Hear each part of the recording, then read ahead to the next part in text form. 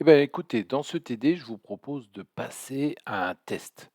Autrement dit, vous êtes dans une entreprise de web et puis on est en train de vous dire, tiens, faites-moi en un quart d'heure un petit site pour voir vos compétences. Waouh, waouh, waouh. Alors normalement, vous maîtrisez Visual Studio, vous avez vu les balises de base. Ici, vous allez être interrogé sur en fait les attributs. C'est quoi un attribut? Moi, je suis un être humain, j'ai une taille, 1,85 m, j'ai un poids, etc. Donc on voit que ça permet de définir le mieux possible certaines propriétés sur, ici, ce qui nous intéresse, des balises. Alors, il y a des attributs obligatoires pour les images, évidemment, c'est la source. Pour les liens, c'est l'adresse de là où vous voulez aller.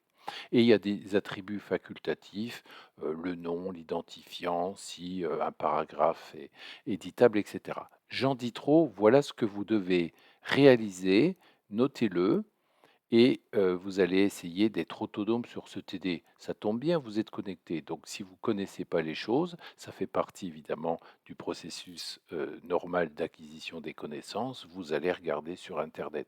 Précisément, n'allez pas chercher midi à 14 heures. On va regarder la balise image et la balise A, c'est-à-dire un lien. Alors bonjour, je suis le directeur. Je vous fais passer un test, cher monsieur, chère madame. Je veux que vous créiez 3 paragraphes. Je sais comment on fait avec Lorraine machin sur Emmet. 3 paragraphes, dont le troisième est très grand, il y a plus de 1 000 mots. Tout en bas, pour éviter de faire mon scroll avec ma petite souris, je veux un lien ici, vous le voyez tout en bas à gauche, un top qui me permet de remonter.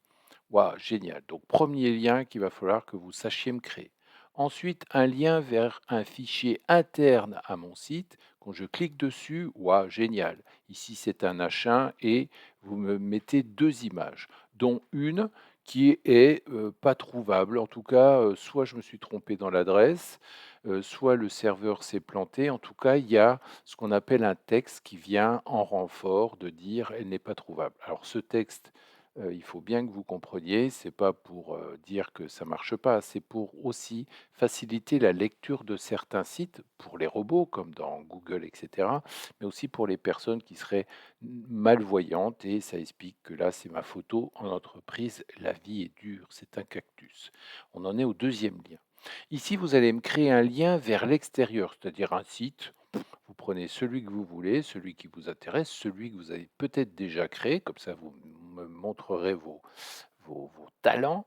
Mais regardez, ce lien, vous allez l'ouvrir dans un nouvel onglet. Donc en haut ici, vous allez voir qu'il y a un onglet automatique qui va être créé, voilà, avec ce nouveau site.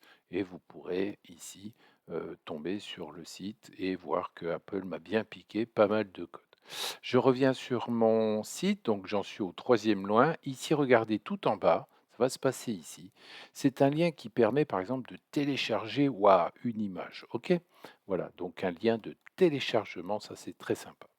Alors, on a déjà vu un lien interne, le top, qui me permet de remonter en haut. Et regardez, je voudrais maintenant que vous me fassiez un lien qui me permet d'accéder au troisième paragraphe. Parce que ce paragraphe peut être en profondeur, c'est-à-dire même invisible comme ça. Parce que, regardez par exemple, voilà, mon site est tout petit. Là, je ne vois pas qu'il y a un troisième paragraphe. Je vais y accéder directement.